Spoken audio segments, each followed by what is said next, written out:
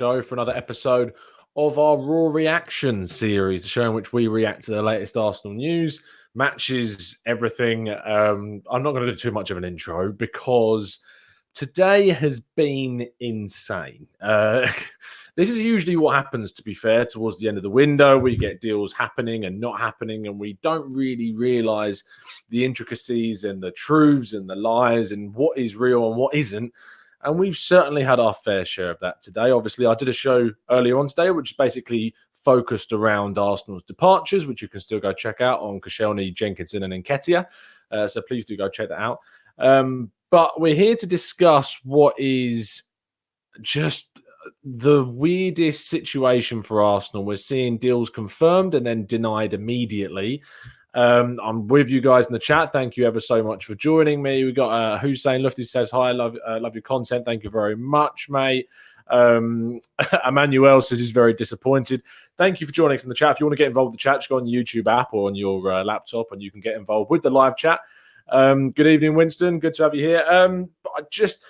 This has really got on people's nerves. Let's get straight into things though and talk about what's been going on. So if we start with the news from which has broke on GFFN, which has been the go-to for sort of everyone this summer because of Saliba, because of links to other French players, of course Koscielny going, and now Upamecano and now Coutinho as well, which has no real links to France, but they still report it. And now Bilal Ghazi, never really heard of this guy before, but supposedly quite reliable, said at 2:15 in the afternoon that Philippe Coutinho is joining Arsenal on loan from Barcelona. And it was as if the deal was done. Plenty of people were putting out their videos saying Arsenal is joining Coutinho. I held back because I was like, I'm just going to wait a bit. You know, I'm not really sure I want to jump in on this one. And believe it or not, what happens then a few moments later, Arsenal are now not signing Philippe Coutinho. And this one was at 2:50 p.m. So less than an hour from the first tweet, we find out that, in fact, he is not signing for Arsenal. I just find it insane that these deals can either happen or not, or people can report them. And the fact that we're now having to deal with this and having to deal with the fact that now it looks like Tottenham Hotspur could be in for it, although we're now hearing that they, again, may not be. Sky Sports put out a tweet saying that they were supposedly the favourites. And now I'm hearing that they haven't actually made any contact with Philippe Coutinho whatsoever. Coutinho used to play at Espanyol when Pochettino was manager, so you've got that link there. But I think if I want to put my money on anything with this Coutinho stuff, I would simply say that this ain't happening for no one. I think Coutinho will remain at Barcelona. They spent a lot of money on him, so to let him go on loan made no sense financially. It made sense in terms of getting him off the wage bill possibly, but it makes no sense whatsoever. Thank you ever so much for everyone who's joining in the chat tonight. Let's move on to the next thing, which is obviously to talk about Upamecano. Now, Upamecano is obviously RB Leipzig, very, very linked to Arsenal, very heavily. But Julian Laurent tweeted out, not just to sort of to cut ties with the Coutinho stuff, he also debunked that, but he also put out this article for ESPN, which you can see there. It says that RB Leipzig's Upamecano is no longer an option as a deal was too complicated to conclude. And though Juventus Daniele Rugani is in the frame following a meeting this week between Sanielli and Juve director Fabio Paratici. I just think that with the whole Upamecano thing, it's a big shame. It's a hugely big shame because I think there was an opportunity there. There was an opportunity for us to get a player in of real quality.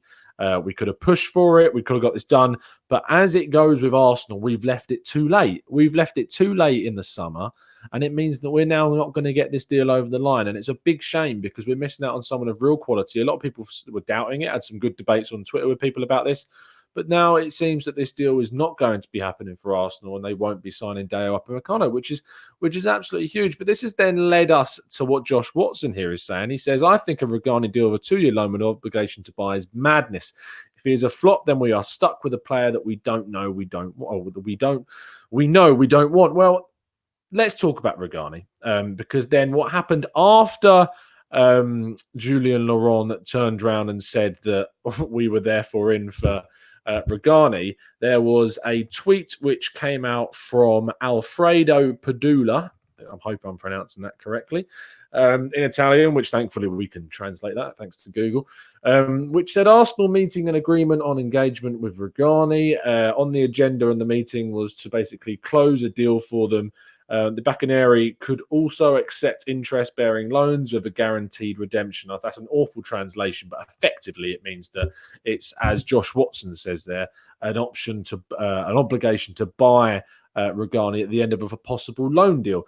Now, Rugani has got a hell of a lot of stick from people, it's fair to say. I've seen it on Twitter, people saying they don't want him, that he's Italian Mustafi. And what I want to say to that is that if you go and watch the tactical breakdown video that I did on Daniele Rugani, and it's not just my thoughts, because I'm not going to sit here and pretend to know that I know everything about Italian football, because I don't.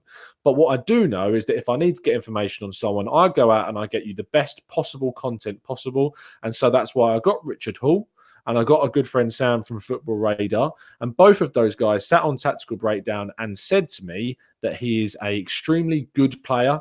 He won Player of the Season in his years at Empoli in Serie A. Juve then signed him, and he's been limited with the amount of minutes that he's been able to play. He's 24, 25 years old, and he's someone that could come in for Arsenal and really flourish. So you can tell the annoyance in my voice because I'm frustrated that we're shooting down the possibility of signing someone of real quality when people just think he's got mistakes in him. He's by far not the Italian Mustafi. Mark Stilgo says there, surely Rugani can't be any worse than Mustafi. And the whole point of bringing someone in is to provide, obviously, depth, but also quality. Rugani has shown in Serie A, a league in which defenders are highly rated. And if you do well in Serie A as a defender, you can pretty much know that you're going to do well as a defender in a lot of leagues because they breed defenders like anything. And so bringing in Rugani, I think, is an astute deal. I think it, in terms of a 2-year loan with obligation to buy, dependent on the fee, we haven't got really any sort of confirmation of what the fee would be. But financially, it works for us. It's a shame that we can't seem to get, in terms of Tierney, I can't see that happening at all at the moment. In terms of 50-50, it's more 20-80, not in favour of him signing. I just think that you can't write off someone like Rugani until we see him play. We've seen plenty of people coming out and slating him, but I've got the experts' opinion, and the experts are telling me. I'm going to leave it for those watching on playback. Thank you ever so much to the people tuning in live. But on playback, if you're watching, or if you want to revisit the video after you've watched it live, in the description will be a link to the video. But I tweeted it out. It's there on the channel. You just have to go and scroll through and find it whilst you wait for it to go up on there in the description. But Daniele Rugani is a solid centre-back signing. It's someone that I would be happy for us to see sign. If he turns out and he comes in and he makes mistakes, I will hold my hands up, because that's what you do when you're wrong about something. But for me, Daniele Rugani could come in 24, 25 years old, lots of potential. Give him minutes, give him game time, playing next to Socrates, an experienced player, let him learn from him. And I am absolutely fine with that deal going through. Let's see what some of you guys are saying in the chat box. Ahmad says best option for us was Ruben Diaz, but Rugani is not that bad. Ruben Diaz really interested me that we didn't go for him. He has a buyout clause supposedly of around 50 to 55 million, which is the exact same price that we were in talks with Upamecano for. So it was surprising for me that we didn't actually go for him. Gary Clark, says there is no way that Rugani is like Mustafi. Thankfully, there is only one Mustafi, and unfortunately, he plays for us. Very well summarised there, Gary, mate. Levon Burnett, great name, says we need to try and sign Deconum. Jene Deconum of Hatafe, of course. He would be a cheaper option. He would. The only thing that puts me off Jene is the fact he's only about 5'10". He's not very tall compared to the likes of Rugani, and I think we lack that presence at the back that Rugani would definitely bring. That Padula, Conor Bradley says it would be about 40 million euros, I'm assuming that would be, which for a player of his quality at Juventus, highly rated, I think is a fair price. I'm assuming it would also be in what's the word? Our favourite word. What is our Sky? It's the Sky guy. Structured payments. That's what I'm looking for. It's in structured payments. And Sky Cava. That's what he loves. Structured payments. And I just think that it's a deal that we could get done, and we've got that defence. Let's put it this way. I would much rather sign Rugani than let us suffer with the defenders that we've got purely by themselves. We know that we need to bring in reinforcements, and so to moan about someone like signing Rugani, I think is madness. Dro the Gooner says Rugani wants to prove himself, especially with the Euros around the corner. 100%. He wants to get into that Italian team. Oscar says that Arsenal are going to go in for another bid for Upamecano. I hope so, because even though while I'm definitely praising Rugani, I would still prefer Upamecano, that is for sure. I just can't see it happening at this stage in time. But anything can happen in the last 48 hours. Drizzy HD says, Arsenal fans, hear me out. Mustafi will stay, but Rugani is way better. Next to Chiellini, he looked like Bonucci. Arsenal, though, still bottled it for Upamecano. You see, listen to what we're saying. Rugani is not anywhere near as bad as some people. What's effectively happened, and I can understand why it's happened, because it's something that happens quite a lot, is that the reason why it's happened is because people get very hooked on the idea of seeing Upamecano as a possible signing. See his quality, see him being boosted up by myself and a lot of other people. And then when it turns out it doesn't happen, psychologically you go into that state of perpetual misery, thinking, oh, we haven't got that guy, we're Arsenal, bottling deals again. And so when we get linked to someone else, it looks like we're going for someone who's second best. Trust me, that is not what we're doing. We needed multiple options. You have to go out there. You can't just go out and say we've only got one option to sign someone, because if it falls through, you're stuffed.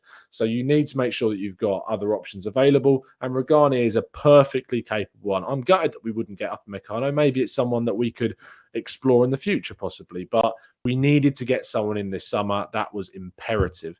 Dro, we've already highlighted saying he wants to prove himself. Solo says Arsenal on the verge of signing Coutinho. We're really not. He's definitely not going to be signing for Arsenal. Dro wants to add to it, saying Rugani knows that he doesn't have a place, so he's always well. So he knows he doesn't have the pace, so he's always well positioned. I was having a discussion with some of the boys in the group chat, of course, the podcast guys, about Mertesacker. And one of the boys turned around and was like, Mertesacker would have been arguably one of our best defenders in recorded history, was their words, if he had pace. And I agree with that. I think that if Mertesacker had a fair bit about pace about him, he could have been brilliant. His positional awareness was great, and this is where we get the segue into Rugani. It's because Rugani's positional awareness and the timing of his challenges can be really, really good. It's just the pace that does let him down sometimes. But when you've got Bellerin and possibly Tierney or Kolasinac that can make up that pace in the other positions, that's fine. And I'm okay with that. We need to be positionally better in the defence. We know that. But we're going to improve. We saw the mistakes that we made last season. Hopefully, we will improve ourselves with that. But Rugani's defensive quality is good. Dylan Howe says Rugani just needs a chance. He 100% does. Edward Denham says we should use Chambers instead of Rugani. I don't think he likes Rugani that much. Brandon Chapman said, why is the upper deal off? Effectively, I'm happy to go back and talk about that for a bit. Is the Upamecano deal is off because it's just basically too complicated to get done. Julian Laurent, as we've talked about previously, put out the article, it's no longer an option because the deal was too complicated. To try and get a deal over the line in which I think Leipzig were being very tough to negotiate with. The rumours were that they wanted Emile Smith-Rowe included in the deal, which I would have been fine with. But at the end of the day, you've got 48 hours to get this done. You've got to get the agreement. You've got to get the signing done. You've got to sort out the player going the other direction. You've got to sort out the structure of the payments. And we know that deals like Pepe and deals like Martinelli and Saliba, these deals have been in the pipeline for weeks. And so to try and get a deal done in 48 hours where you just get your interest just surfaces with only a few hours left in the window, it's always tough to get these deals over the line. Emir says that Leipzig wanted the full release clause, which is obviously a huge issue as to why we wouldn't do it. Edward Denham says that Raul is keen on securing Ceballos permanently. Depending on Real Madrid's signings next season, I think that Ceballos will still be available. He doesn't get on with Zidane, and I can't wait to see what he does this season. Kunte says we should be going for Alessio Romagnoli. Don't know too much about Romagnoli, but I hear he is a good defender, but that's not the guy we were linked to. Ross Morgan says that we need Coutinho. I personally don't think we need him. I think, and when I did the tactical breakdown on him, I'd obviously talked about it in a way in which we reviewed someone that provided us with a lot of dribbling talent, the way to carry the ball forward, to make incisive passes, split defenses. That sounds all very good. But that's in principle of what he has done in the past. He had a poor season last year, 5 goals, 3 assists. And people talk about Mesut Ozil going missing. Coutinho went missing a lot of the time last season. And that is concerning for me. What else are we saying then? So Aaron Letchford, I think he definitely wants Jonathan Tah. That is seemingly for sure. Loth as well thinks we should go for Tah or Izzo. So I'm definitely behind all of those. Damien Suku says we need him if Ozil goes to the MLS. Yeah, let's discuss this MLS thing for a minute. The MLS thing's really strange because supposedly he's been linked. I'll see if I can try and find it for you on here. But supposedly he's being linked with a move to DC United. Now, we've seen Wayne Rooney leave DC United and go to Derby, I believe it was for Derby, on an 18-month contract, would see him as a player coach. And whilst I understand that deal works for him, he wants to get into management, but then we started to get this deal coming through that Arsenal were supposedly in talks, or Ozil's representatives were in talks with DC United about Mesut Ozil. Let's get it up on the screen for you so you can see it. Just going to share this screen for you guys. But Mesut Ozil moving there, for me, is such a strange one that I don't really get why it would happen. So it says there, Paul Brown, understand that AFC have yet to hear from DC United over Ozil, but the MLS club are interested in a January move for him and are expected to hold talks with representatives next week. So next week, obviously, would be when the English Premier League's transfer window closes. And so if it closes, it means obviously we wouldn't be able to replace him. And that's why people are linking him with a January move. Now, that's all well and good. And as the comment actually says there in reply, it's all fake news.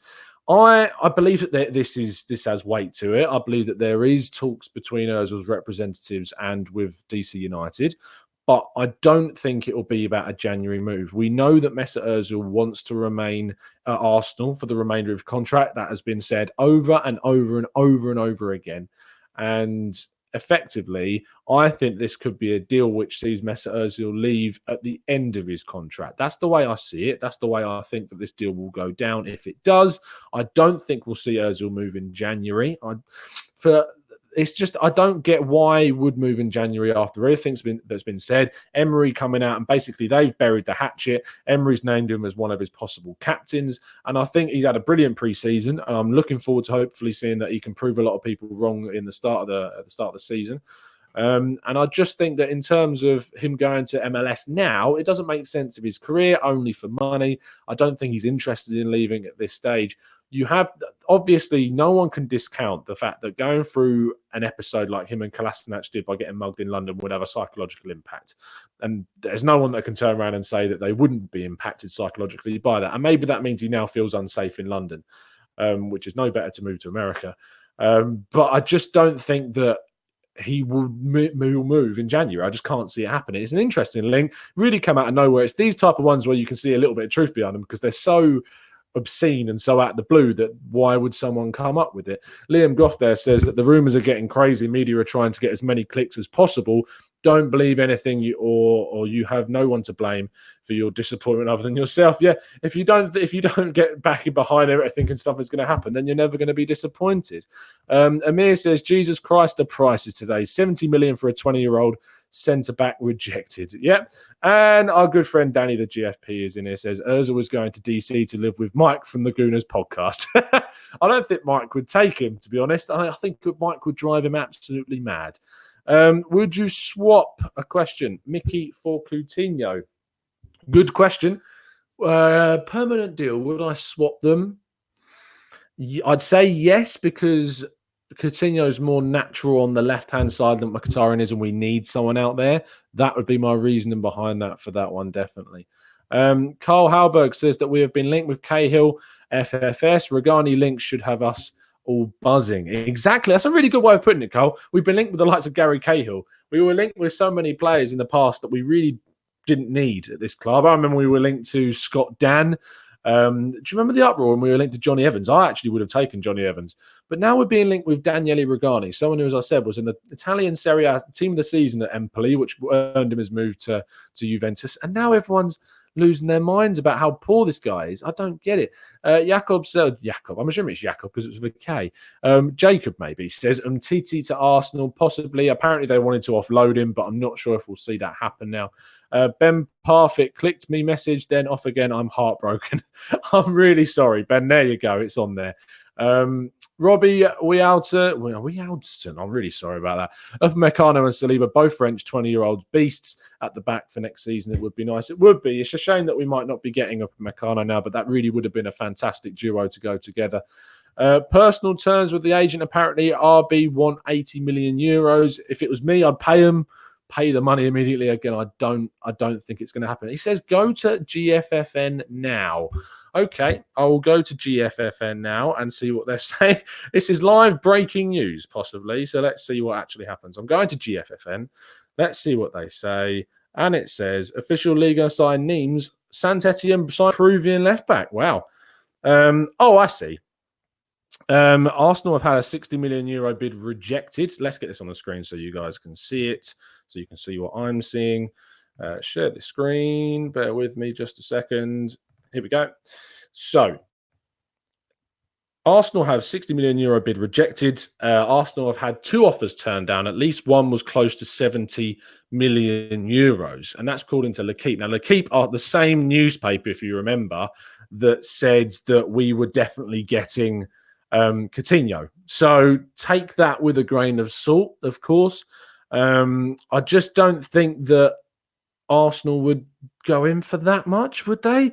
Considering how much we've already spent. Obviously, we're looking at a structured deal. Clearly, they're pushing for it if they want it. I mean, that's great to know that we're maybe pushing. I still don't think it will happen. Don't really think that one at all. But there you go. So I've gone to it. I've shown you. I still don't think it's going to happen. Let's have a couple more questions and then we'll sign off. Rumors again. Invincibles04 says we get or do not get what we get or do not get. Simple. We wait and see at the end of the window. It's just going to be a case of we'll see what happens. Obviously, with this being the end of the transfer window, I'm still going to try and keep you updated as best as possible and keep these shows going. You can expect these. This is the fantastic thing about being a teacher, is that I have 6 weeks off in the summer when transfer window news is crazy, so I can get all these shows out to you as quickly as possible. Juventus 5th choice in our starting lineup, says DRK. I think that's harsh. I think that he played a few minutes last season. And so that's why he was signed by them. And I think that he's someone that we should sign. I don't really get the criticism of him whatsoever. Mr. Chixby says El Neni ? I think El Neni is going to go. I think there's links to Turkey. So that's that one. It'd be good to get some money in. Jose Diaz says Canate should be the Upamecano alternative.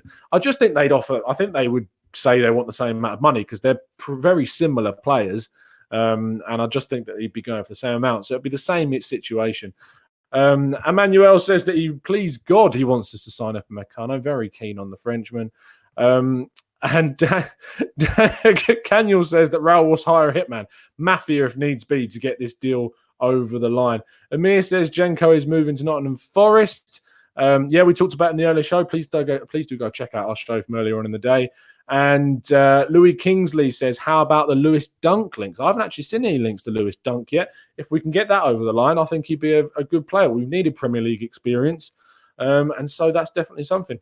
Deals ain't off for Upamecano, says Elite. I think it still won't happen. But as we've discovered live on air, possibly we are still pushing for it. I'm going to leave things there because I feel the longer I go on, the more news that could break and leaves this thumbnail and this title absolutely redundant. But thank you for tuning in. Thank you, everyone in the live chat. I much appreciate you taking the time out of your evening to come and check us out. Of course, please subscribe if you're liking the videos. Please give it a like if you've liked it. And as mentioned on the earlier show, next week will be obviously the first reaction to the Premier League game. I'm on holiday, but I will be getting out the reaction and the podcast to you as soon as possible after the game, most likely on Monday, because I'm at a festival on Sunday. Going to have a lot of fun seeing Foles, if anyone likes Foles. But I'm going to see you again very, very soon, probably tomorrow, to break down more transfer news, talk about it. I actually made a tactical breakdown for Deo Upamecano with Drew, but I'm reluctant to release it at the moment, basically because of the chaos that's going on. If the links start to resurface again, I might release it. But for now, I'm going to hold fire on that. But please keep tuning into the channel. Please keep watching the videos. Go watch the tactical breakdown on Daniele Rugani. I'm going to leave it in the description after this video is done. So you can go and watch that video with 2 Italian experts that rate him very highly. But thank you for tuning in. I'll see you again very soon. And as always, of course, up the Arsenal.